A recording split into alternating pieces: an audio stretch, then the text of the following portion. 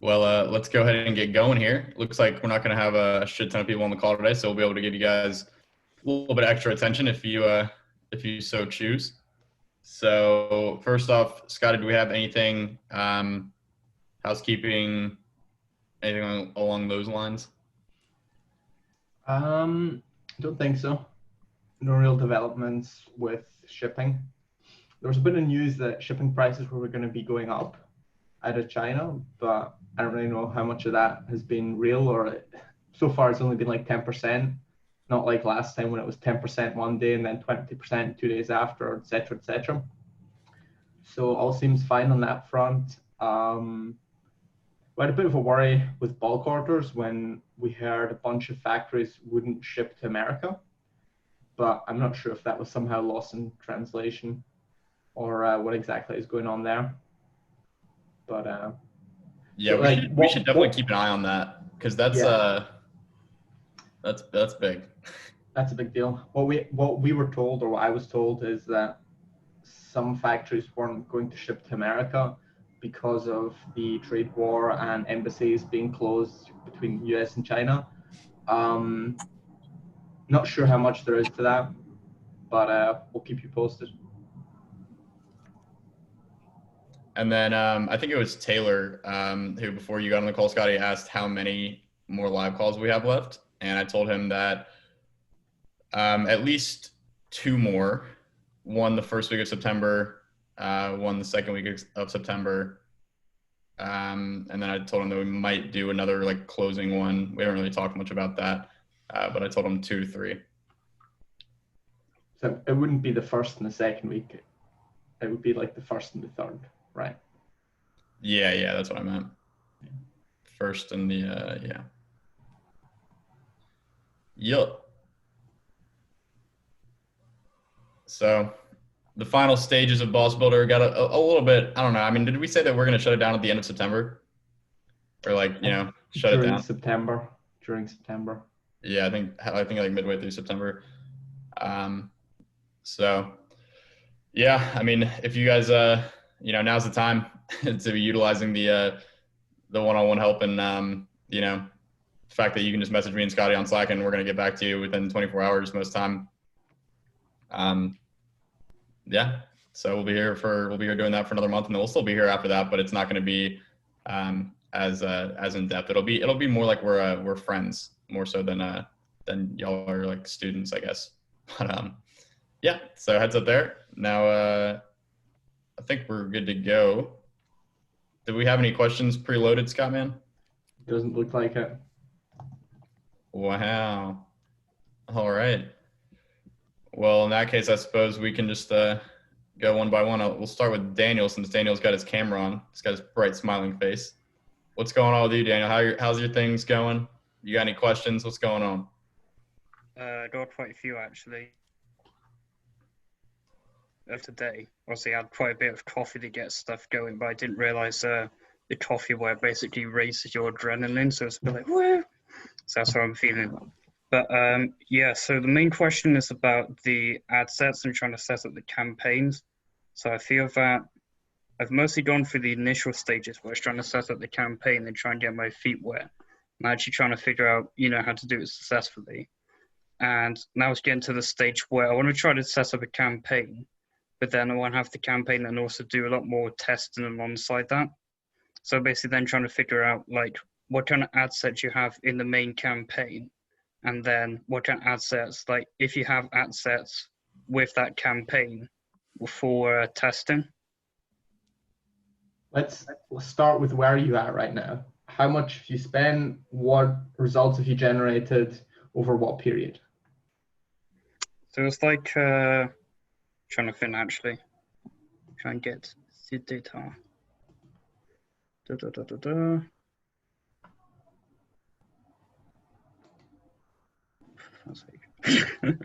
So what I basically noticed that over the period from where the second campaign went through, there would be days where, so for example, you get a day where it went up to $174, and that was about $50 ad spend. And then there's be some days where it gets lower and it gets to around $74 or I'm around. trying to see the overall picture. Right, Like, the overall picture. how many days have you been running this? So that campaign that started from the 4th, and then it ran until the 13th before it then changed over to a CBO campaign. But previous to that, I was looking at ways to, if it was being profitable, I was looking at how to, like, if there was ways to like increase ad spend or basically try and make the most out of it. So then that's where I went to CBO. But from what I'm seeing, it'd be better to try and make another campaign where it's because you mentioned including more ad sets, didn't you? Right. So here's what I think you should do. You're given ROAS numbers. I assume that's profitable. You haven't got super messed up cost of goods compared to your selling price, right? You've got a decent markup. Yeah, like the CODs. It's like the product price is around $24.99, and then the CODs it can usually be about $3.62, or it can sometimes even reduce if there's like discounts. It can sometimes drop to about $2.70, depending on the And day. that's including shipping? Actually, no, hold on a sec. So that's not shipping. It's probably like $6. Yeah. Yeah. So it's still solid. Yeah. So product cost would be about $3.62, and then shipping will usually be about $3.68. Yeah. Okay. So you've got solid margins or gross margins. What you should be doing right now is forget about CBO, forget about Facebook ads manipulation, forget about all that stuff. The only thing I would be focusing on inside actual Facebook ads dashboard that is tactical is your total daily spend. How much are you spending on the total account? Are you spending $50? Or are you spending $150? Or are you spending $500 suddenly? What's the total you're spending between all campaigns, all ad sets? And you don't want to have that fluctuate wildly. You want to have that relatively consistent, ideally consistently increasing slowly but surely over time. And I think that's where the results probably dipped out, is because you got on the call with Michael, and Michael told you to start a CBO at $100 a day, which isn't bad advice necessarily, but I'm betting that he didn't know how much you were spending per day when he recommended that. And if you're spending, like, how much were you spending before you started that CBO total per day? It's about $50 a day for the total campaign. So you tripled your total ad spend in the matter of a day. Unfortunately, I wish that worked, but unfortunately that just doesn't work. When you scale your overall ad spend super quickly like that, it just doesn't work. So basically you want to, I mean, Scotty, as a general rule, I mean, what would you say? I would say that you probably don't want to scale, you don't want to scale your total daily ad spend by more than like 20% a week, maybe. No, you can do more than 20% a week when you're spending just $50. I wouldn't launch more than $20 a day in spend every 2 to 3 days. So if you go from 50 to 70, don't go any higher for another 3 days. Then you can go to 90 if all is well. But more likely it'll be like you go from 50, you go up to 70, and then the next day you have to kill stuff because some stuff stops working. Then you launch another ad set. And that's the great thing about ad set budgets, because say you've got 5 interests at $10 a day. Some of those are going to peter out and they're going to stop working over time after 5, 7, 10 days. Some of the ad sets that were previously working are going to stop working. When they stop working, you kill them, and then you can replace those ad sets with new ones, either new audiences, but the biggest thing for you is going to be new ads. So you want to be replacing spend that you kill. So if you kill $10 ad set, replace that with another $10 ad set the next day with a new ad or a new interest or a new lookalike maybe, but most of the time it's going to be a new ad. And if you want to scale, do so by adding 2 $10 or 1 $20 ad set every 3 days, I would say in your case. Does that make sense? Yeah. I also think if you haven't yet, it's probably time to start looking at engagement, maybe video view if you're running a video, and VC lookalikes. You've probably got enough data where it's at least worth trying. So that's an audience you could test. You could test 1% lookalike, or you could test 10% lookalike. Test it with your best ad if you're going to do an audience. If you're going to test a new ad, take your best audience to test that with. Does that make sense? Yeah. So new audience, best ad, new ad, best audience. And just keep an eye on total daily ad spend. That's what you want to be keeping an eye on. And you want that to be slowly but surely increasing over time. Also, definitely want to be creating a daily P&L sheet. At your stage, super important that when I ask you for your results, I'm not trying to hear, okay, so this one ad set did great for 3 days, but then it died. When I want to ask you for your results, I want to hear like, what's your daily profit? Are you profitable every day? Are you profitable most days? And then some days are break even. Is one day profitable, next day unprofitable, profitable, unprofitable? That's like, you want to have an overall picture, profitable, unprofitable, break even. Is it fluctuating a lot? Is it pretty stable, but not as profitable as you'd like? You want to get that overall picture. And I think the P&L sheet's the best way to do that. I've got a P&L sheet at the moment, but it's like, from what I can see, it's been days where, especially at the start of the campaign, it was quite good actually, because there were days where it was quite profitable. Then even on days where it didn't make so much, it wasn't really losing that much. And then from where it was with the ad spend as well, that could kind of be countered by the days where I was making more, where it's going to a ROAS, where it's above 3. But it's like when it then went over to the CBO campaign, that's where it then messed up with how the campaign performed overall. So I think that then switching it to how it was before, then just trying to do the method of slowly scaling it might actually then be better for it. Yeah, I mean, the $100 CBO is a great strategy if you're trying to scale quickly. I don't think you're quite ready yet, and I mean, the results seem to prove that. So obviously easy to say in hindsight, you're not ready yet because the results were poor, but just keep running it. ABO, slowly scaling up. It's way easier with ABO. Ad sets, they die. That happens after a few weeks, 10 days, they're gonna die out, even the good ones. Shut them off and you replace them with something new. Honestly, if you've been running an ad set for a while and it's working, good audience, good ad, probably not quite at your stage, but if you're a bit more advanced, just shut it off, relaunch it the next day, same exact thing, and it'll usually perform again if it was dying off the last few days. Magic. Yeah, I was about to say that. It's been happening to me a lot lately.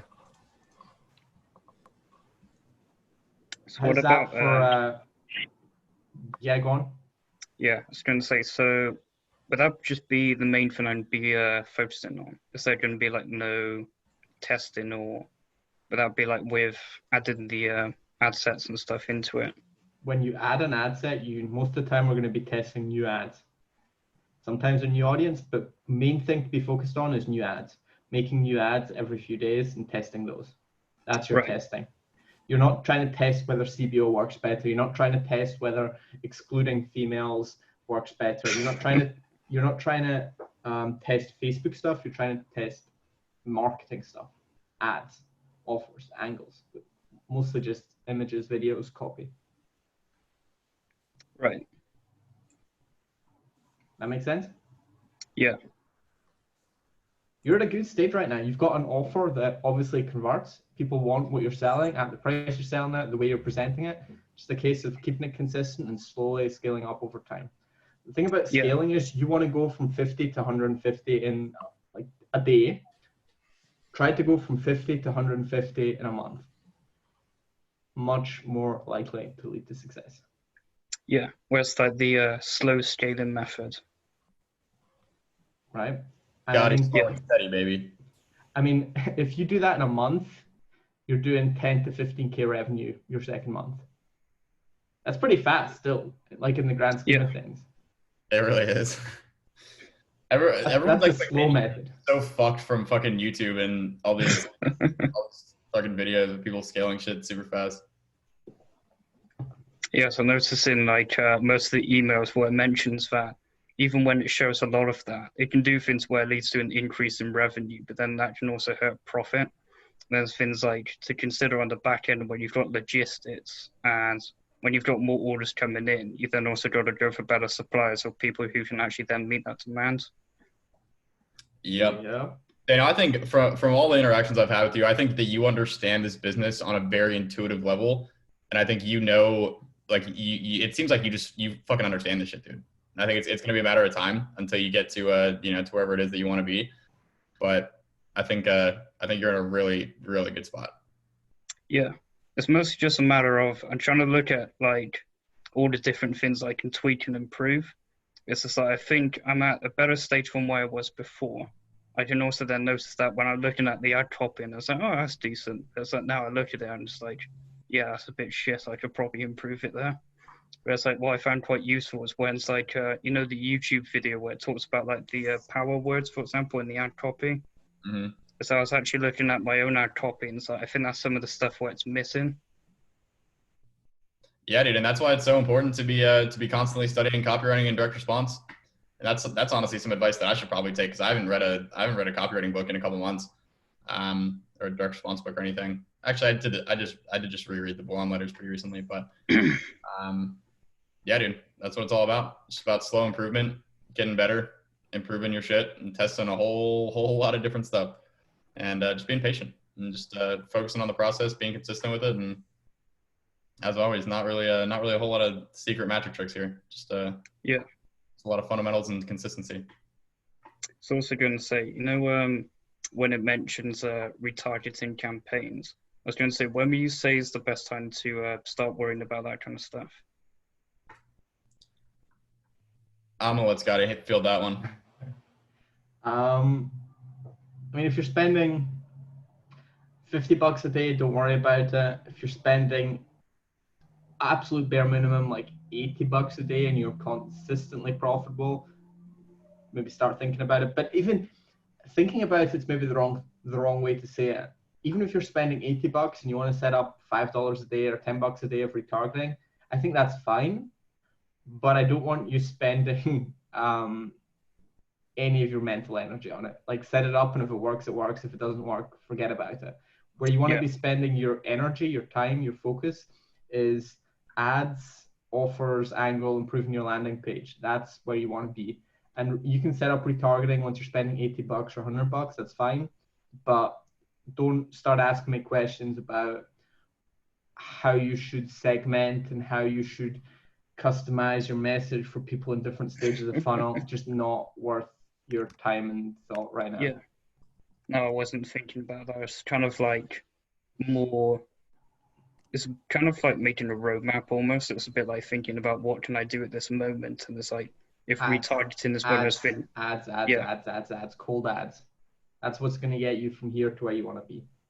And it's ads, but then within that is also angles. Like, you want to test different angles within your ads. It's not just about taking your ad and then like tweaking the image, and it's about coming up with entirely new angles and brainstorming. And I think that's one of the most important things you could be doing. Is just like, I think it's honestly best to do this like first thing in the morning. Just spend like 30 minutes to an hour brainstorming new angles and coming up with ad ideas, different formats and the structures of ads and different copies. And just if you do that and you get in the habit of doing that every day, one, you're gonna have a shit ton of ads to test, and that's never gonna be a bad thing. But it also just gets you in the habit of doing the thing that's going to get you the results that you want, which is getting good at advertising, basically. Yeah, that's what I noticed where it's like, that's what I've been trying to do more of actually, where it's like coming up with the different angles or just ways of presenting the product. Because I even noticed that it's like, even if you could take the same product for your competitors are doing, but then you could present it in interesting and new ways that actually appeals to that audience, it's going to be a lot better. But exactly. Yeah, I'm really thinking of ways to improve it. One thing I liked is where it says like in the foolproof Facebook ads course where it says about like the deeper emotional reason. I'm thinking that it's kind of more on the surface as far as I can see. I'm going to try and see that if I can get the ad copy in order to have that kind of stuff closer to like the emotional reason and actually try and make an angle based on that and then see if it actually performs well. Yeah, I think that's a great thing to be doing. Absolutely.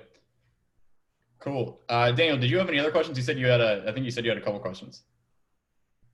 No, that's mostly it. Oh, all righty. Dope. Well, that was honestly some really great insight. I hope the rest of y'all were listening on that, because there was a couple things in there that like all y'all motherfuckers need to be listening to, myself included, and Scotty. Yeah. Maybe not Scotty. Scotty's kind of sage. I don't know if he ever forgets anything, but I forget things sometimes. So that was a good reminder for me. It's like the mindset I kind of have is where it's like, it's never been thinking that you're going to be amazing at everything you do, or just basically trying to improve on everything, but then also thinking about kind of like, it's that beginner's mindset, where it's like you're always going to be open to trying to learn new things and get new information and stuff. And it's like, I think it's mostly just as long as you follow what's in the course and just take the steps and such and not really deviate it from that much, then there's a good chance it should work. Yeah, I mean, you take the foundations of the course and then you go and you use that and you build on it and you make it your own. You basically, like, in my opinion, what the best thing to do is just kind of use that as the foundation, and then over time you implement that, you stick with it, and then over time, once you kind of get a basic handle on how things work, then you just test a lot of shit, and through testing a lot of shit, you kind of develop your own strategies of what works for you in your specific situations, and that's the goal, because it's like the same thing. Teach a man to fish. No, you want to, catch a fish, teach a man to fish. You know what I'm saying? Yeah. All that kind of stuff. Cool. All right, well, let's fish and catch nothing like me. You can't catch shit. Let's go to Isaac. Hey, I didn't have anything super specific. This call kind of popped up. I was working until I was just here. Looking to utilize Instagram more. I mean, a lot of people I talk to say it's super good. I haven't touched it with my product, but I figured I was just gonna look at some accounts that, like influencers, if you will, or that had traction in the space. And then is it as simple as just like kind of DMing them and reaching out and saying, hey, I'll give you this product for free if you talk about it a little, or should I position the offer in a different way? I mean, what are you doing right now in regards to Facebook ads? How much are you spending? Where are you at? Is it profitable? What's going on there? It's profitable, but I think Instagram could be better. It's a facial massager, like a jade thing for beauty, super basic product. And Facebook, I'm basically breaking even. I have my good days and I have bad days, but I think Instagram would be a better fit just because I honestly think the audience is there more. I mean, I know there's an audience on Facebook, but. Well, you do know that Facebook owns Instagram, right? So that when you run ads on Facebook, they show on Instagram. Yeah. No, I'm looking to just have an account post about it. I'm not looking to run a true ad. Sorry, I misconstrued the. If you want to do that, I'm not gonna try to stop you. I will say that I think it's probably a waste of time because it's not really going to get you much closer to where you want to be. You could run a couple shout outs and, I mean, I did that way back in the day, but it was just kind of a waste of time. Like they made some sales and I made some money, whatever, but it didn't help me build the foundation and really help me get to where I wanted to be. And what did is Facebook ads. So I think if you're break even on Facebook, that's a pretty good place to be, especially with how much effort you probably put in, which comparatively to what you could be doing is probably fairly low. Personally, I think that you would be much better off not trying to do Instagram, not trying to do anything else besides Facebook. And I think if you just put all your effort into getting better results with Facebook ads, you probably make more money. But if for whatever reason you want to do Instagram, I mean, it's pretty basic. You just reach out to whoever you want to post your shit and you're like, hey, how much you charge for a promo? And you pay them for the promo and yeah. Okay. Cool. That was my one little blurb. And then the other tweak I'm doing, I'm going to order, like 100 of them or something and try to have them on hand and then be able to ship from here. Cause order time is really, it's really long, but that was the one thing I was wondering really. Gotcha. Focus on Facebook. I super agree with everything Nate's saying. You've got a version 1.0 and it's working at break even. And you're trying to jump ship and do something else instead of developing 2.0. And developing 2.0 is going to be a lot easier than jumping at Instagram like influencers, because what you're thinking in your head, subconsciously or consciously, is I'm just going to message some influencers and that's going to be the change that makes this work. And the great thing about just jumping to Instagram is there's no actual work, there's no thinking involved. You just got to DM people, give them some money, send them the product, and you hope that's going to work. This is where you got to sit down and brainstorm what new ads could you make, how can you improve what you're already doing to take it from break even to profitable. You only need to improve it 20% from where you're at right now. You're trying to start something brand new instead of putting in the work to improve 20% every month, every week. If you just like slowly over time improve, you're going to get where you want to go. Okay. Dude, I can't tell you how many times I had that tendency when I was first starting. Like start a new project, and then you get pretty good with it, and then it's just like you hit a roadblock, and then it's like, oh well, move on to the next thing. And I just did that over and over and over again, and I was just stuck in it's just a constant loop of nothing. Like you don't actually get any results, and you don't actually work on building anything. It's like you start building a house, and then I don't know, you need taller foundational fucking plywood or some shit to do it, and you're like, instead of running to the store and going and get some taller fucking wood, I'm just going to go and start building another house with the same wood that I already have. And you're just going to do the same thing over and over again. You're just going to build a bunch of foundations, and then you're not going to end up building the house, and it's just going to be kind of a waste of time. So again, do what you want to do. Yeah, no, I get that entirely. I've kind of, but I jump around with a lot of stuff, and I hate it. Yeah, I mean, this can take you as long as you would like it to, man. Like, if you want this to happen and you want to get profitable in a month, you absolutely could. If you wanted it to take a year, it absolutely could. It's really just up to you. But if you want it to go faster, then you got to focus on one main thing and get good at that. One main form. Keep the main thing. And that's it. And, right now, Facebook is the thing. Facebook is that one thing. And you've already invested a shit ton of money into this program. So I feel like you should probably make use of that. Especially while we're still here and while we're still doing these calls and stuff. So that is our advice there. Gotcha. Alrighty. Taylor, what's going on with you, man? You got any questions? No, I'm just right now I'm redoing my website, so I have like categories and stuff like that, and then I'm gonna restart doing the ads because I found a little success, but not what I wanted. Now, how did you decide that redoing the categories was going to be the thing that's going to propel you to success? Well, I only have 4 products on there right now, and so I just wanted to put categories up there and put more products on there. That way I can run more ads to different products. And better ads, make better landing pages for what you're running.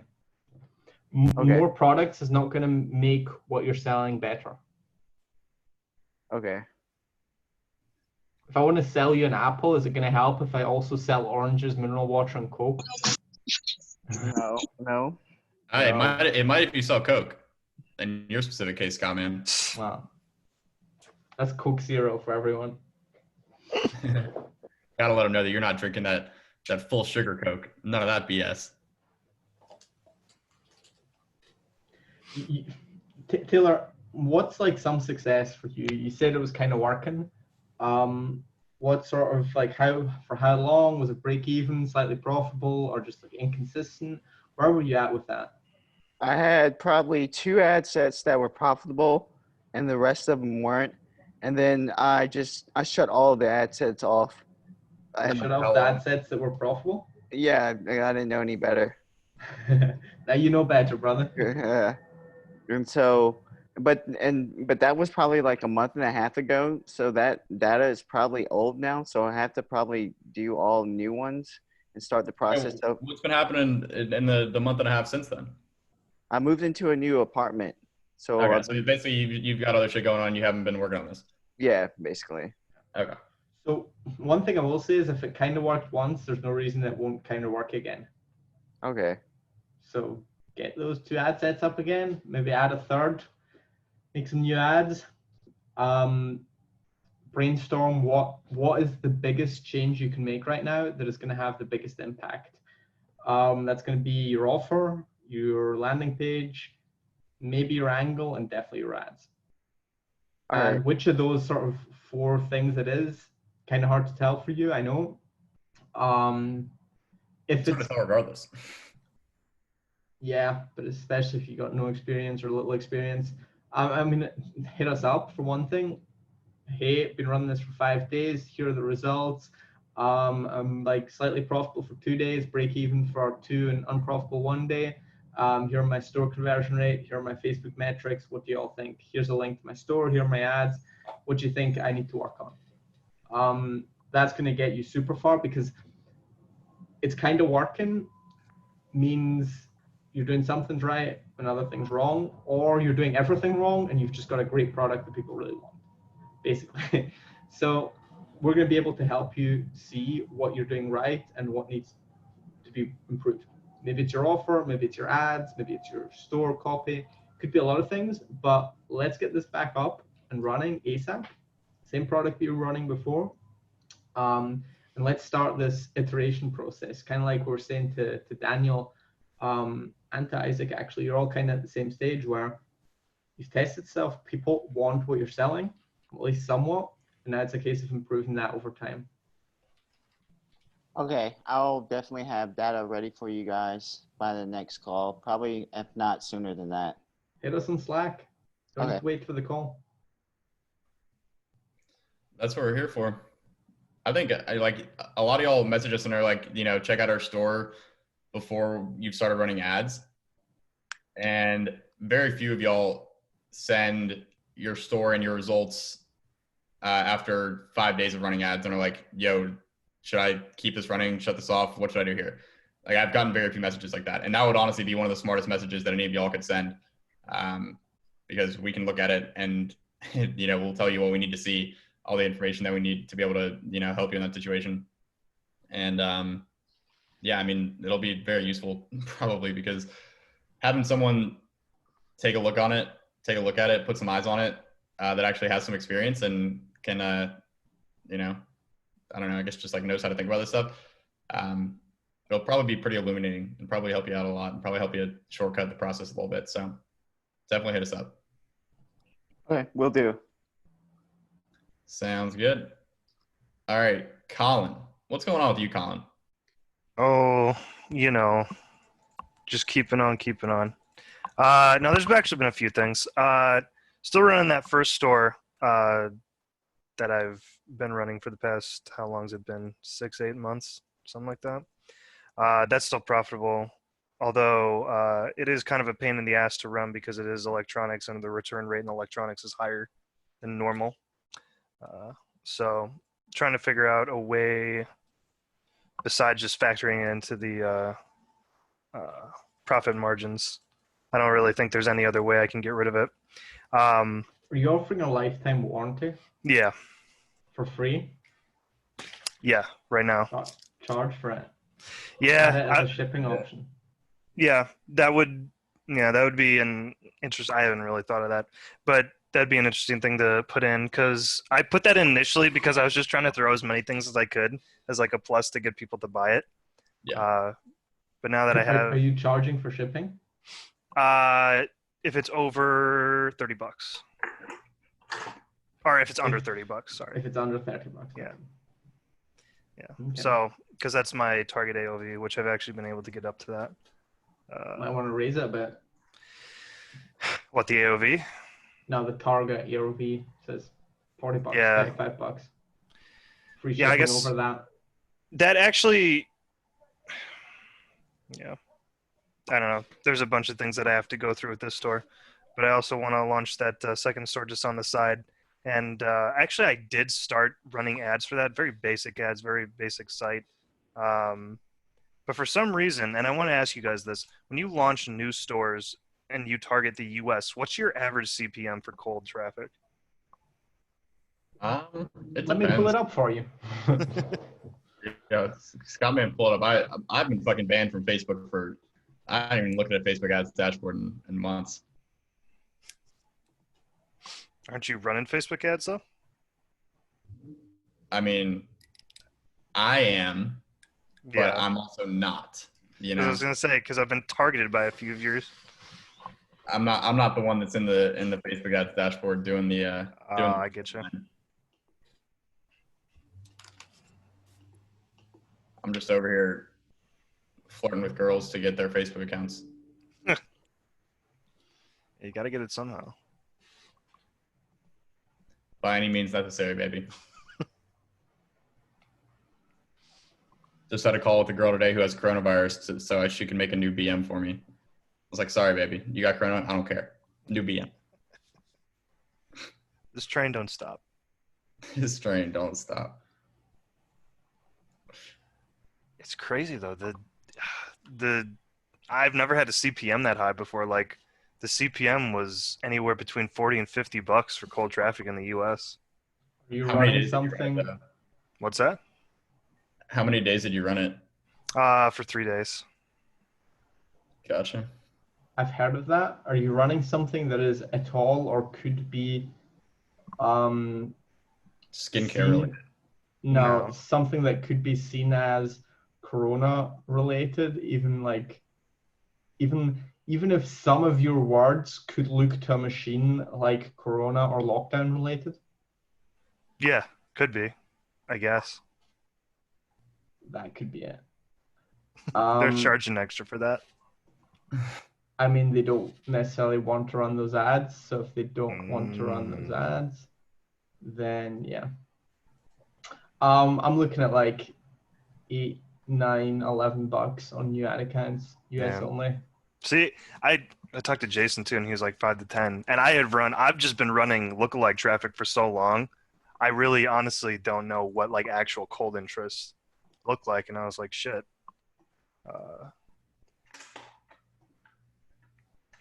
Okay.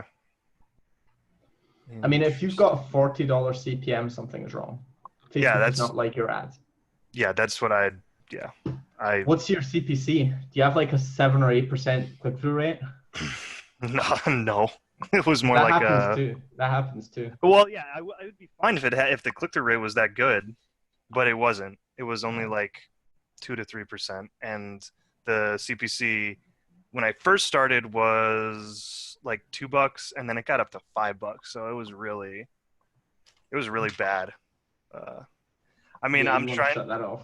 Yeah, I shut it I mean, off. you might want to tweak your messaging, Yeah, but I mean, the only time I've had that happen, it was tough on that ad account to get it down. We didn't get it down, but it also converted like crazy. That was the thing.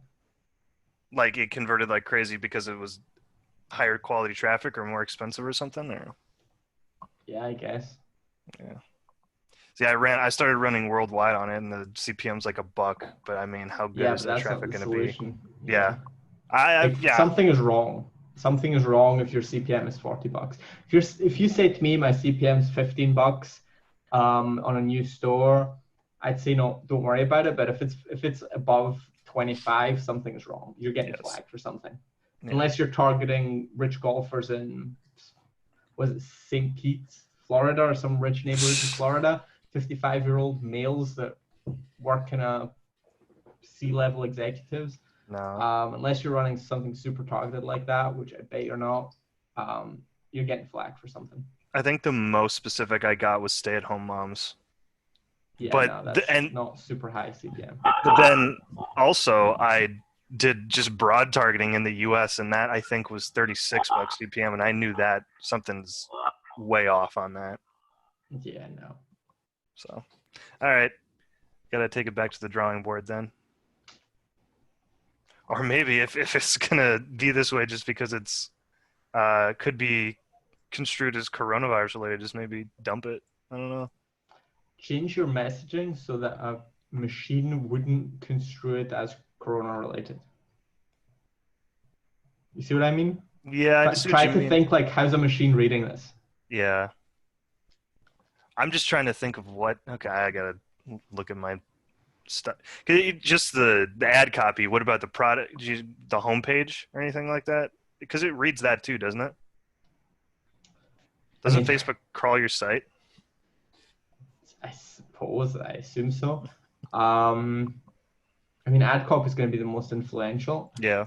I also don't know what you're running, and like the whole could be construed as coronavirus related is rather ambiguous. So I know I find it kind of hard. I mean, if you're trying to sell hand sanitizer, it's very different than if you're trying to sell a massage gun that will help you relax in stressful times. No. You I'll know? look over it. I'll figure it out. Cool. Yeah, because something's very wrong here. Yeah. I would dump it, honestly, if you can't get it working within a week. Yeah, Unless, I mean, is it converting? No. Yeah, then, I mean, I'd dump it I'm- within a week if you can't yeah. get it down. I'm in the last few days before I pull the plug on it because I've been doing it for the past like 4 or 5 days. So. Yeah. There's so many options, dude. Oh yeah, I know. Do something else. You Dump know the this. drill. Oh yeah, I know the drill. And test some stuff in your other store. Don't give up on that. Like that's the easy money. Taking that and doubling the revenue. Yeah, the thing is though, like I said, the return rate is just super high, especially with iPhones because it's charger, and Apple likes to make things not third-party things not work with their phones. So I've got them fighting against me That constantly. sounds like an excuse to me.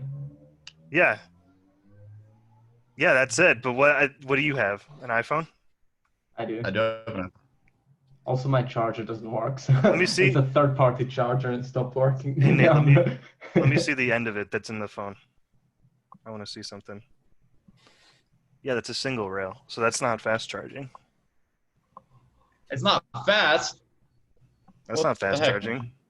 Can't fast charge through a single, what's it called? Lead. I've got the one that transfers data, Mm-hmm. so whatever. Why Anyways, is there a high return rate on that? I don't get it. because certain models of iPhone will say this accessory is not supported, and it's Apple's way of saying, hey, buy our shit. Yeah. That's the My main my reason. charger does that. There are That's annoying, some, 'cause usually it'll still charge. It'll say that, but then it'll keep charging. yeah, because it's not a full charge. There's weird ways of. I hate Apple. But yeah, there's that, and then there's people that drop it right on the magnet and then end up breaking it, and I have to do my lifetime warranty thing, which I definitely should start charging for. Try it. Yeah, try it. I mean, worst case scenario, I pump up the ads, make the sales really good, and sell it to someone. There you go. I have exit strategies. Okay.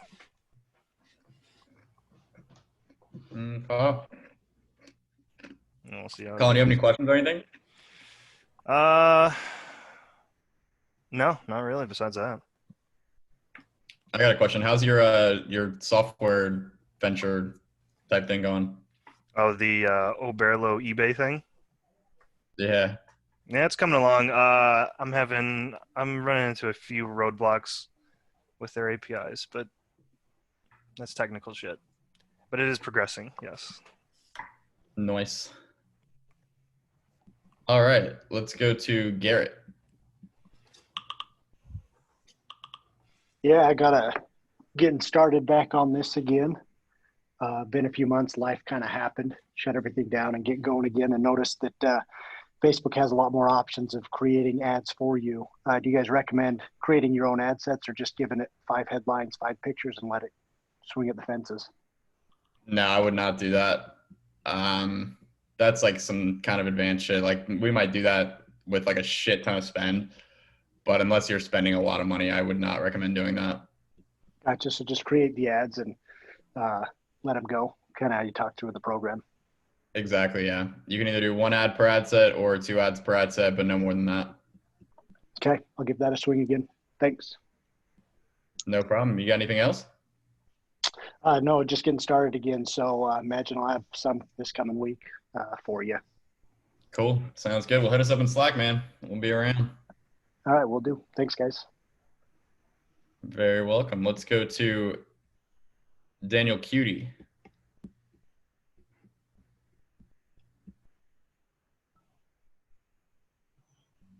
Oh shit! I was on mute all this time. Can you hear me now? Yeah, we can hear you. Alright, perfect. Yeah, my store's been going good recently, apart from the fucking bans. I literally just got my ad account banned this morning and got it reactivated like 5 minutes ago. But this is the second time my account's been banned falsely. So I wanted to ask, like, should I sort of like keep on running these ads, even though it might look like it's violating the Facebook policies to the machine, but whenever a person looks at it, it's totally fine. But I can imagine that my ads will keep on getting banned due to the machine. But it's like eventually like permanently ban my account, or is it like totally fine to keep it running? Here's what I think is important to keep in mind. Are you running aggressive ads that are towing the line, or are you getting hit with random ad account disabling? Because the latter happens. Random ad account disabling happens, especially in the early stages. And as you rack up spend, as you rack up history with Facebook, that's going to happen very rarely on ad accounts that are established. If you're running super white hat ads that are not against policy, not towing the line, not trying to be clever, getting around any rules, then you should be fine. If you're towing the line, then definitely cut that out and make a little tamer, make the ads more compliant, make them less aggressive, more Facebook friendly. But I'd say if you're completely compliant, you're not super aggressive, you're not trying to tow any lines, keep doing what you're doing. And it's just part of the game, honestly. I mean, to give you an example, before I was pulling up the CPMs on new stores for Colin, and I stumbled across one of our ad accounts. It just got disabled since the last time I checked it, like 6 hours ago. And I mean, I'm pretty confident we'll get it back. We're super within policy, and it just happens. It happens all the fucking time, dude. And on the other hand, we've got ad accounts that are running some more aggressive stuff, some stuff that's kind of like before and after pictures and stuff like that. But the ad account's super established and you get away with it and it's fine. Yeah. Yeah, that makes sense. It's annoying, but there's not very much you can do. Like, you could literally run an ad with your grandma saying nice things about charity, being charitable on Christmas, and you'd get disabled eventually. Yeah, stupid. It's like,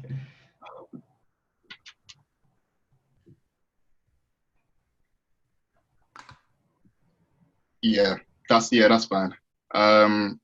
Okay, yeah, that's all cool.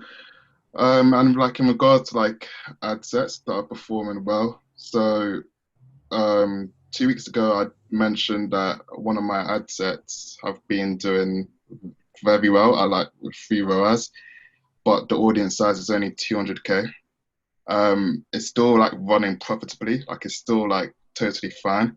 But like this is literally like the only ad set that's profitable in my ad account right now. Yeah. And yeah, it's literally that's like the only ad set. So I've been sort of like creating new creatives and stuff that I want to test, but I'm afraid that if I sort of like duplicate this winning interest and put in the new creative, because the audience is like so small, it could like just like mess up CPMs and stuff because of audience overlap and stuff. So like, do you suggest that I try to like just wait till I get LLAs? I mean, yeah, LLAs to test new creatives, or would you reckon duplicating this small interest ad set, even though it's still profitable, but I'm pretty sure it would. Yeah, yeah. I think that's probably the first legitimate question, that like smart question that I've received about audience overlap, where I don't just dismiss it. I would probably let that run. And I mean, first of all, you mentioned lookalikes. I was going to mention lookalikes as well. Like, you're probably ready to start testing lookalikes. Have you done that at all? Engagement, yeah. VC? Yeah, so I tried testing the content lookalikes and visitor by time spent top 25% lookalikes. The 1% and 10% VC lookalikes were unprofitable. They will break even, but I stopped it anyway. And right now I'm currently testing ATC and IC and VTS 25%, 1%. And yeah. How much have you spent total on the ad account? Let me check. Probably about 1.5K over the last. Say that again, sorry. Is that pounds? Yeah, that's pounds. Gotcha. Let me just confirm that. Yeah, 1.5. So what I would probably do in your shoes is not touch that one ad set that's working for now. Just let that run. I think eventually it will die out, and then you'll want to shut it off. And when you relaunch it, test new creatives in there. But in the meantime, I would look at what is my second best audience. You know, So, if it's break even, use the one that's break even to test new ads. Just make sure you're making dramatically different ads. So you're actually trying to move the needle by making much better ads, not just like small changes. yeah. Because if you're breaking even with a current ad and you make a better ad, you're going to be profitable. So. Yeah. I was sort of thinking that if I just basically, as soon as I get 100 purchases, which is, I think it's about 10 or 9 away, I could just create a purchase lookalike right off the bat and see if that works. Do you think?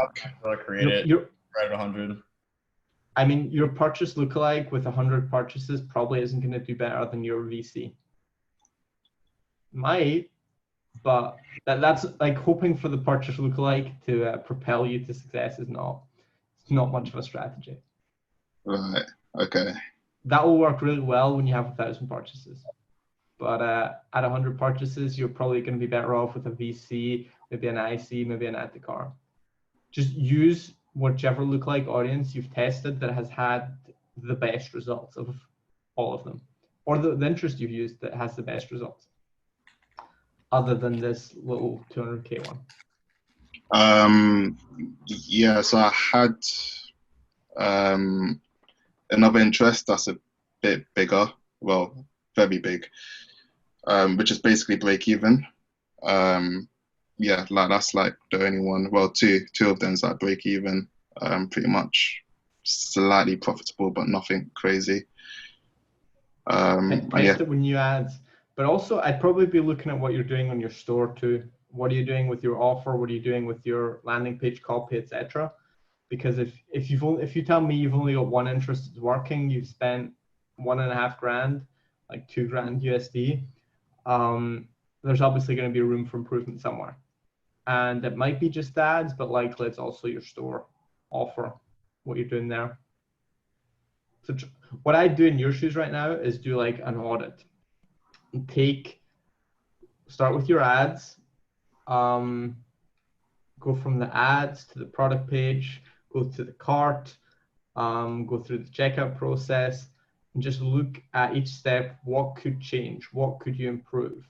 Where could you remove some text? Where could you change some text? Maybe you say shipping calculator at checkout. That's like the default thing on Shopify. Maybe change that. If you're offering free shipping, say free shipping on all orders. Just change that text. Marginal incremental improvement to your product page. Maybe you've got a cart that works kind of funny. Maybe your offer is just boring and dull. Maybe you can make a better offer with your cost of goods, with the way your margins work. Just do like an audit of what are the big things that you could test that you think could improve results. Then you test them. If it improves results, you keep it. If it makes results worse, you ditch it. If you can't really tell, you make a gut decision. Do you think this is better than before or worse than before? Yeah. Yep. I'm sort of like swaying towards like my landing page, since I feel like the ads that I have right now is pretty good, because the CTR is on average 3. Your ads are not pretty good. Forget about that. Your ads are pretty good if you're spending 10K a day and profiting 5K.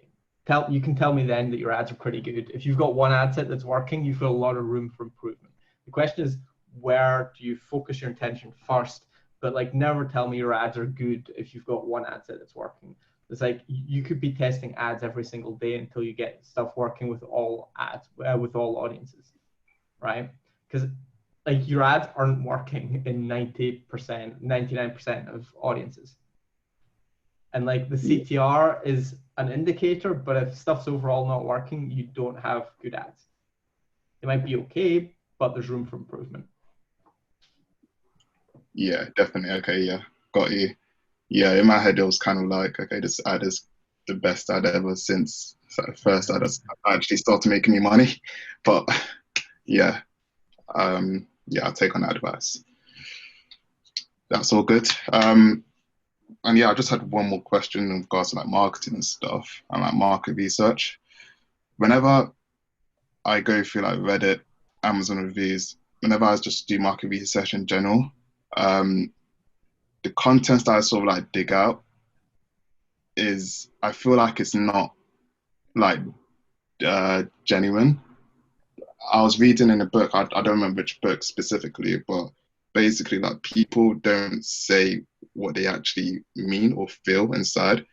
So whenever I do like market research, I don't know like, how sort of like valuable this piece of content is, and if I should even use it to like incorporate it into my marketing.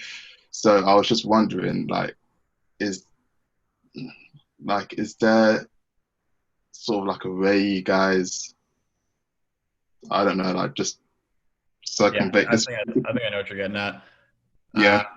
I think that's totally right. I think people say a lot of shit, and a lot of the shit they say is not what the actual case is.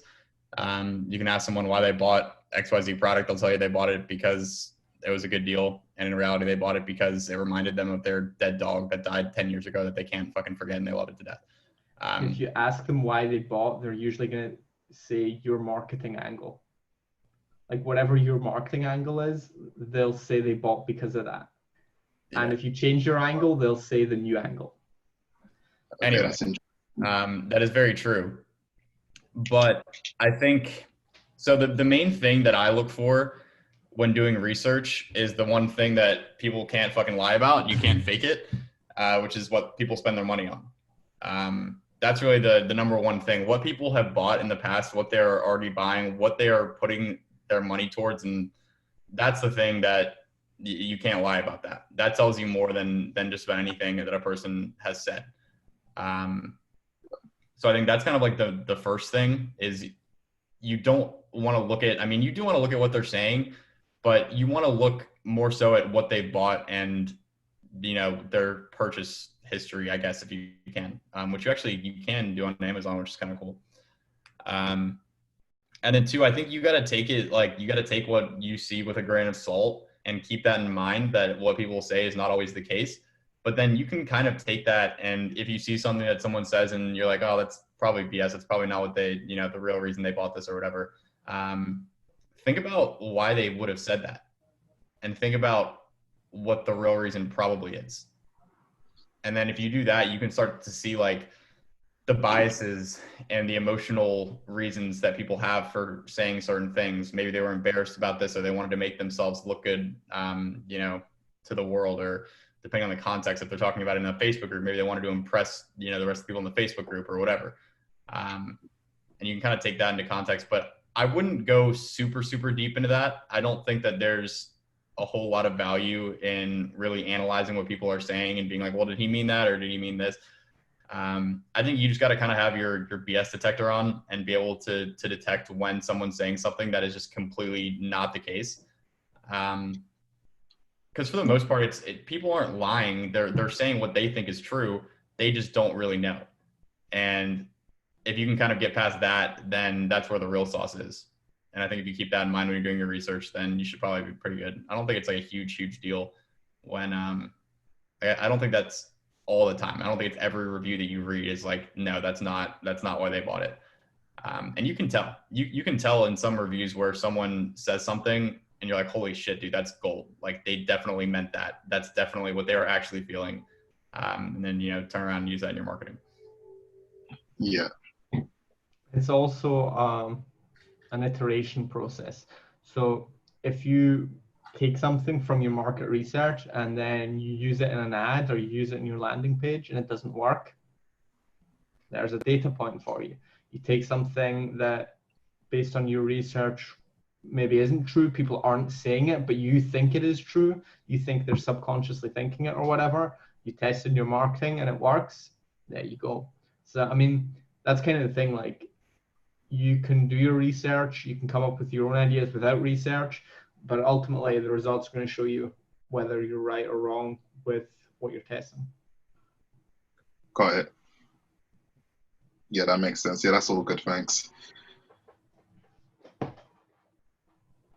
Word, you got anything else? No, that's about it. All right. Well, in that case, we'll go to Nick.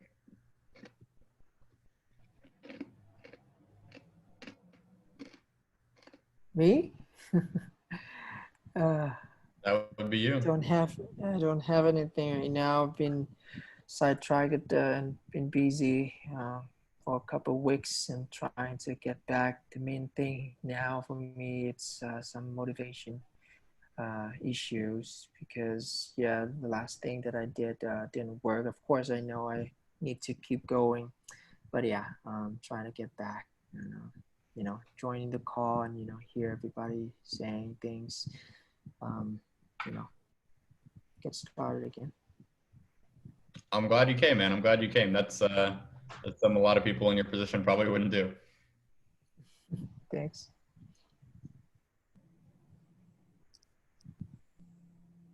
So, no questions, anything, Nick?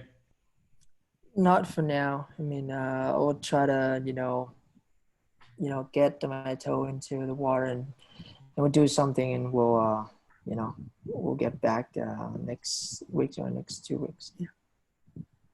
Sounds good. And I'll just say that if you're struggling for motivation, usually that comes from a lack of clarity in your purpose, in your why, and what you want, out of life. Because whenever, like, I don't really ever struggle with motivation because I know what I want. Not to the degree that I really want to know. I'm trying to figure that out. But I know enough that, I don't struggle with motivation because I know that this is what I want to do. Also, just habit. You don't need motivation to put on your socks in the morning. You just right. I mean, it's motivation up to a certain point until it's just habit, and then exactly. I thought you just said it. Did you say you just have it, or it's just habit? I don't know, but I mean, either way, it's very applicable. Yeah, I mean, I guess I kind of needed motivation at first, but then once this became my life, then it's just like, what else would I do with my day? Like, I don't even know how else I would spend my time now. Like, I would literally be fucking lost. Like, I would be like, what the fuck? If I couldn't, like, do ecom and do the stuff that we do with Blue Ocean, I literally don't know what I would do. Like, I think I would just have to find something completely different because I don't even know how I would spend my time. So you really just got to get over that hump. And once you get there, then it just becomes part of you. And I think if you're struggling with motivation, I would just kind of, this sounds corny, but like look inside yourself and be like, yo, what the hell do I want? Like, what do I feel like when I'm doing it, it feels like time is non-existent. Like, it just flies by. I don't even realize it. Like, I just love it so much that I don't even think about it. Man.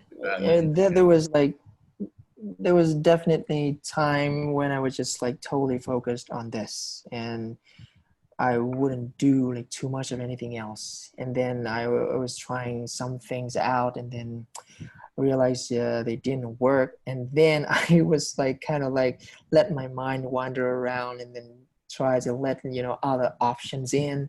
And then when I have other options, I started to do other stuff. And then when I get back here, it was like I could do this, but I could do other stuff. I think what I really need right now is to iron out things that I don't need, and just focus on what I really want, which is to succeed and to build like something that I really love. But yeah, thanks guys. No problem. All right, let's go to Jordan.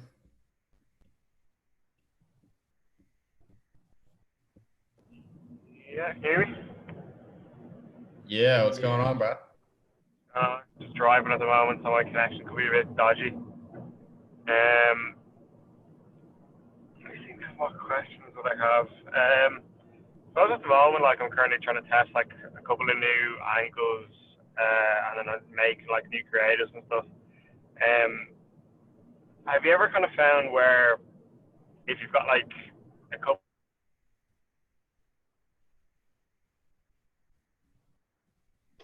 He cut out for you too. Yeah. form, but like Jordan, what would you put it down to? step back like 3 sentences or so? You just cut out after. Have you guys ever run into where? And that was the last thing we heard. Oh shit, there. I could be going through a bad area here.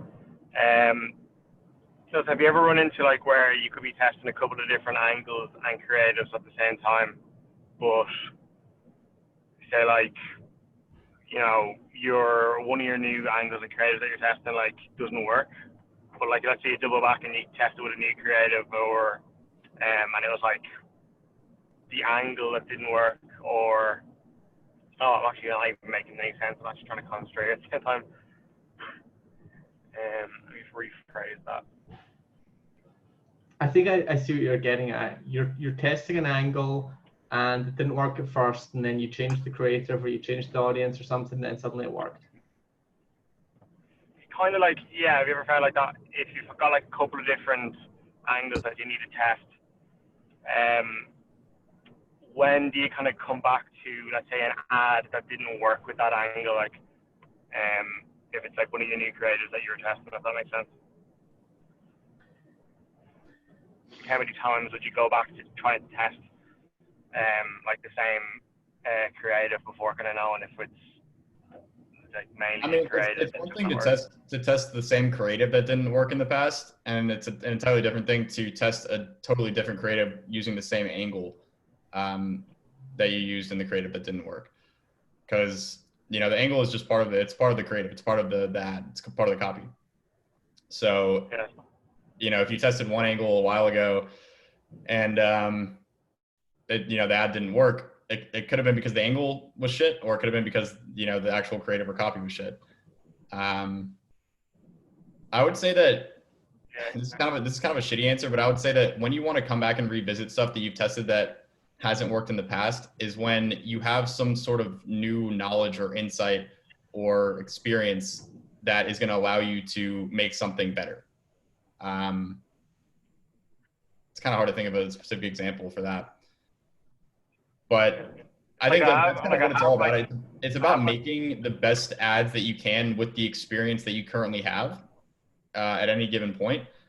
And if you make an ad and it doesn't work, then we can move on, make different ads, test different angles. But then when through that process you learn, okay, so this works, but this doesn't. Okay, this style of ad works, but maybe this doesn't. And you get some new information, then it might make sense to be like, okay, so this angle didn't work when I tested it, but I also was using this ad structure or this ad format or this copy structure or whatever. That was really shitty. That never didn't work for anything. Now I have this new thing that's working. Maybe I'll test this angle with that and see if that works. I think that's kind of how I would think about it. I think. Yeah, cool. I gotcha. That's good advice.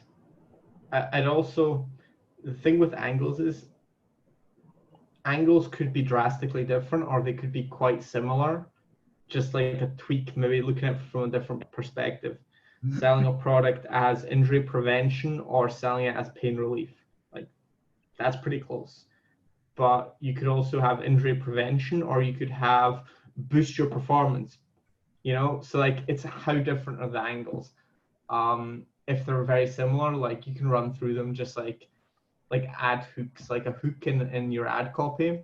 If that didn't work, I would test that again, like instantly, with a different image, different creative, different anything. So it just kind of depends how different it is to any angle change that's going to require changing the product page. I'd be way more hesitant to go back to something that didn't work.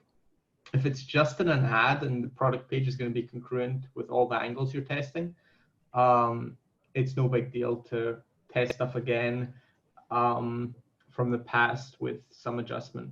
But again, you want to have some reason to be making the adjustment. You have to have a new hypothesis that you're testing, if that makes sense. Yeah. I'm just trying to kind of get the ROAS to like a kind of 3+ kind of range. Like I've been testing it with, like I have like one main ad that I've been running for like since the kind of start, until I had to like kind of change over to a slightly different variant. So I was testing like new angles with that, and I was wondering like, you know, if I tested like 3 different angles and, you know, 2 of them didn't work, would the same angle work with a new creative or something? Like if it was just paired differently. It might work, but why don't you stick to the angle that's working and work on new copy and creative with that? Because based on the info you have, based on everything you know, this is the best angle. So why not improve on that instead of testing stuff that has failed in the past? Because it might work now if you change stuff up, but why don't you work on what's working? You don't need a bunch of angles. You need a really good angle with a really good ad and a bunch of creatives. But you don't need many angles. Yeah, I think once I kind of, I'm still waiting on the actual piece to come. Like it's jewelry, so like it kind of, I suppose, try to get like a bit more creative about like going into like a emotional reason for why they buy and stuff, like, because it's like it's not like a problem-solving product or anything like that. But I think once I kind of get the product in hand and actually get to create like my own custom content, hopefully that will be a lot better. Like that will usually help a lot with this kind of product. I'd also really think about the aesthetics of your store. I don't know if you've done this already. I haven't got a link to your store in front of me, but I'd probably spend some time messing around with fonts, colors, design stuff to make it look super nice. Because that's just huge. Like that instant sense when the customer lands on your page, they're like, wow, this is super nice. And it's the colors, it's the fonts, it's just everything working well together from like an aesthetic point of view that just gives people a really high quality brand sort of feel. I think that's super big with jewelry type of products. Yeah, like I'm not really spending too much. Like it's only really like at 100 like euros a day, but like my conversion rate's usually quite high. It's usually around the 4 or 5%. Like I only really max out at like just under 200 visitors a day. So like, it would probably be better as well if we get more people to land on the page as well.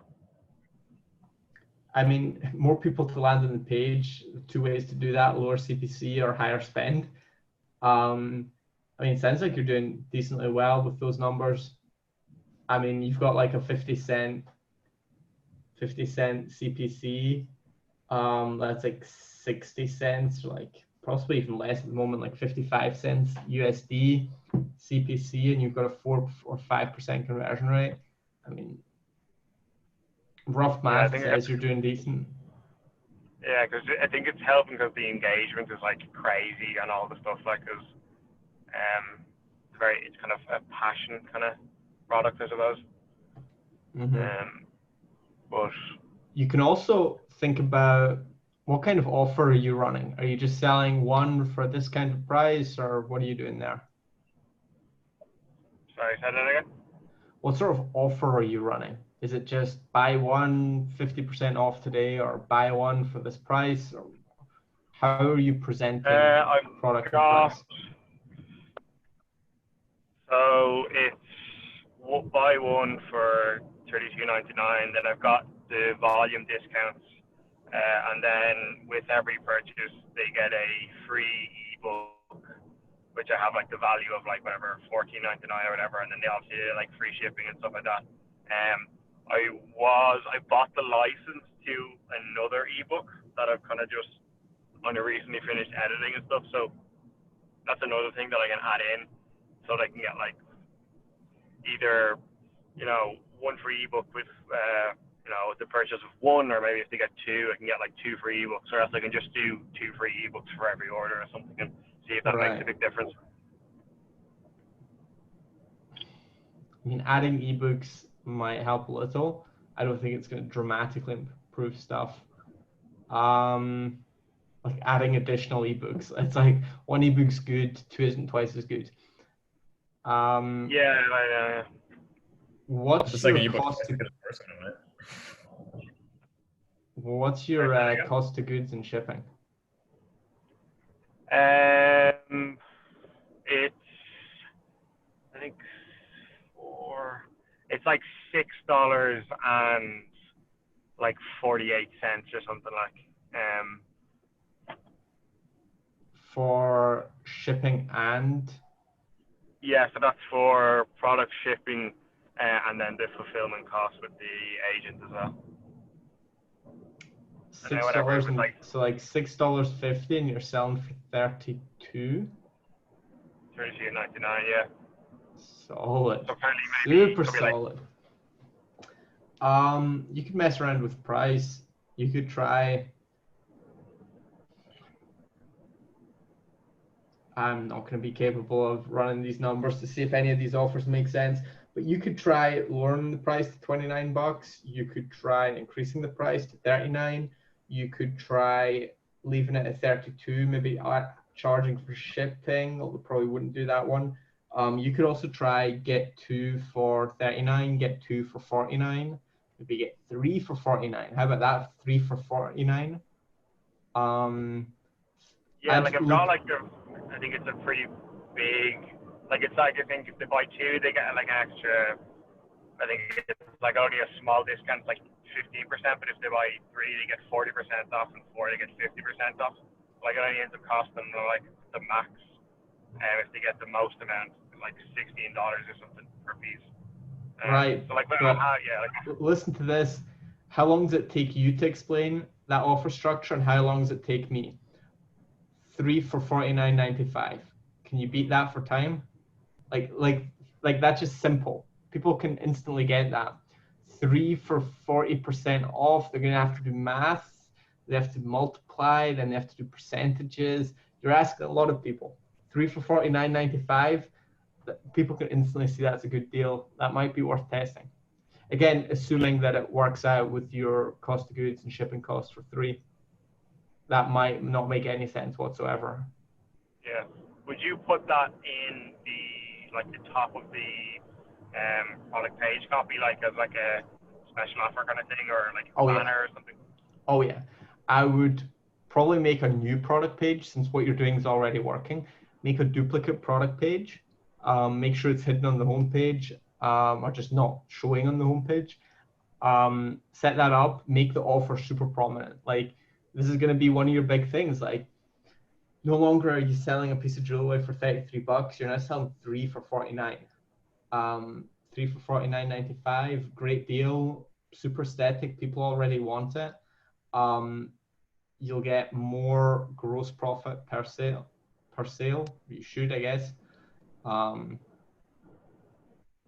Again, I'm not sure if it's going to make sense, but if it's $6.50 for cost of goods and shipping and agent fulfillment, you might find that the cost for 3 is only like $10, because it might be that the item's pretty cheap and the shipping and fulfillment is going to be a bigger part of that. So I think the margins could really work out well with a 3-pack or a 2-pack. I think you get like an app or something that will like allow me to make like a bundle deal or whatever, because whatever with the current one, like you have the option. I think it's whatever the one that's offered in the course. It's like you have the option to make like buy X amount for this price, but for whatever reason it just doesn't work. So there's some issue with the cart we've had. That allows you to actually create a Shopify automatic. Yeah, like I get like some issues. It's built into Shopify. You can set it up that 2 for X or 3 for X. I couldn't tell you how to set it up, but you can set it up. I know we had some issues with the app as well. So like 5% of users had an issue. Super annoying because it works for me, but there was some issues with that buy 3 for X offer. But you can do it with Shopify automatic discounts. The only downside is you then have to write it yourself, because Shopify is not going to put a banner or anything on the page. You just have to add that yourself. You can literally, I mean, real simple way to do it is you can literally just put it in the product title, like whatever the name of the product is, and then in parentheses 3 for whatever. And what we do is we always tell people exactly what they have to do to get the 3-pack. So like, must add 3 to cart to get the offer, and then cart. You know, just make it super clear what they have to do. Yeah, I think that was the thing I was trying to get around, because I think I found like an app that allowed you to make a bundle as its own product page where you can do the click and then everything got to go into the cart by itself. So it's just clear instruction, I suppose. I mean, there are apps like that, but we don't use them. So I'm sure some of them work well. I'm sure some of them have issues. So kind of up to you if you want to mess around with that or just use Shopify automatic discounts. Yeah, sure. You'll have a look at it. Cool. I mean, if stuff keeps working, obviously don't know your financial situation, how ambitious you are. I'd probably be looking to do a bulk order to the US pretty soon. And bulk order can be small.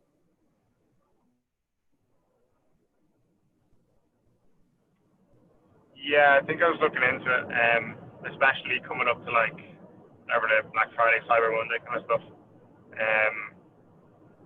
I just need to go through the process of, I suppose, getting it there. I could probably get the agent to ship it for me, which would probably make it a lot easier.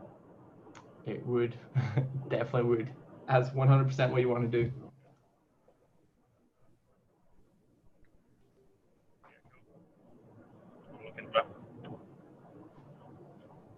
You got any other questions? No, that's it for me. Thank you. Sure thing.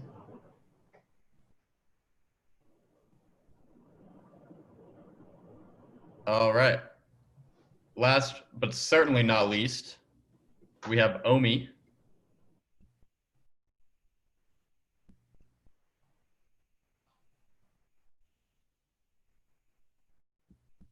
Omi, you got that mic?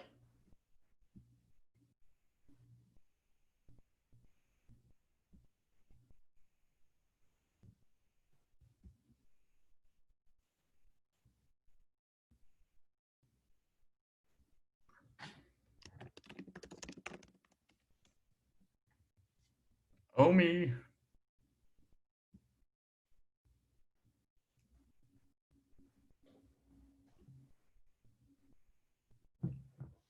No? No Omi?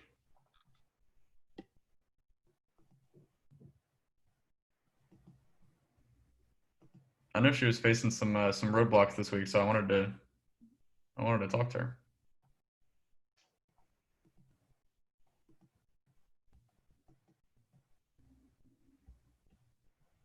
All right. Well, in the meantime, did any of y'all think of any questions since we got around to you earlier? If so, unmute yourself and speak them into the world.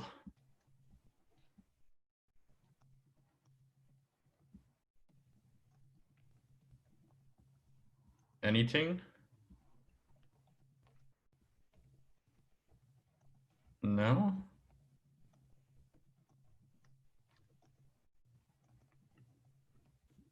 Okay. Well, if y'all are all good, we'll give Omi another minute here. And if she doesn't hop on, then I guess we'll end this, John. One of the last Boss Builder live calls. Wow. Been doing these every 2 weeks for over a year now. It's going to be kind of weird when they're over. I enjoy these. These are good. I do too. Sometimes it's a bit repetitive with, the same questions and stuff that's already covered in the course and stuff. But for the most part, I think the questions are good, and I definitely enjoy talking with y'all, especially y'all who turned the video on. Shout out Daniel Birch over there in the top left corner, baby. I feel attacked. Dude, Colin, you're just trying to be too anon, bro. I don't even know what you look like. Colin Yeah. for sure has his what's it called, like the webcam on his laptop taped off for sure. Oh, 100 I mean, I do too. Not a 100%. doubt in my mind. Oh, 100%. Yeah. I move my tape off when we do these. Wolf is definitely not even your real name. That's No, just, it is. That's actually my last name. that definitely sounds like a fake name that you come up with, that you want a cool sounding last name. No, I'm half German, so Wolf is like very, very Germanic. Oh, Yeah. You know how to What? pronounce it? No, but I just know that I'm half German, and that's my real last name. Omi. No luck. Probably super late for her. Yeah. Well, no, it's probably about the same time as where you're at, eh? Well, it's pretty late for me.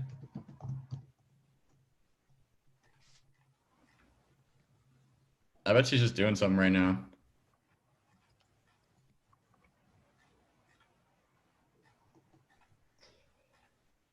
Is it the same time zone? Actually, she's an hour behind, I think. So 10:30 p.m. Yeah. Gotcha. All right, folks. Well, I guess we'll leave it there. Thank you all for coming, and for the few of y'all that stayed the whole time, we appreciate y'all coming and being a part of the B.O.S.S live calls. So yeah, as always, hit us up in Slack this week. We're here to help. Let us know what you got going on, and we'll talk to y'all on the next call. All right. See you later. Thanks. Sounds good. See you, guys. Tyler. Colin, Yeah. Daniel, Omi, other Daniel. Yeah. Both of the Daniels. All right, y'all. We'll talk to y'all on the next one. Later. Over and out.